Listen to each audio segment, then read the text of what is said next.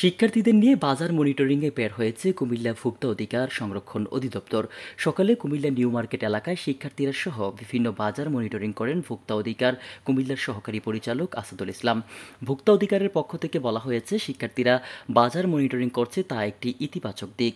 তাদের মাধ্যমে দ্রব্যমূল্য নিয়ন্ত্রণ নিয়ে জনসচেতনতা বাড়বে। যেহেতু শিক্ষার্থীরা আইনি ব্যবস্থা নিতে পারবে না, তাই ভোক্তা অধিকার তাদের সহযোগিতা করবে। বৈষম্য বিরোধী ছাত্র আন্দোলন থেকে বাজার মনিটরিংয়ে অংশ নিয়ে শিক্ষার্থীরা জানান, কুমিল্লাতে 7টি টিম বাজার মনিটরিং করছে। ভোক্তা অধিকার সংরক্ষণ অধিদপ্তর শিক্ষার্থীদের সাথে আসায় শিক্ষার্থীরা যেখানে অনিয়ম দেখবে সেখানেই ব্যবস্থা নেওয়ার আইনি প্রক্রিয়া শুরু করছে। এখানে দুইটা বিষয় তৈরি হবে, সেটি হচ্ছে একটা হচ্ছে মানুষের কাছে একটা ইতিবাচক পরিবর্তনের দিকে মানুষ যাবে, যে না ছাত্ররাও বাজারগুলি দেখছে, প্রশাসনও বাজারটা দেখছে। তাহলে যদি সবাই আমরা সম্মিলিতভাবে এই কাজটি করি, তাহলে আমরা আশা করি একটা ইতিবাচক পরিবর্তনের দিকে যাবে। আমরা ইতিপূর্বে আমাদের কুমিল্লা শহরে 7টা টিম আমাদের বাজার মনিটরিংয়ে আছেন।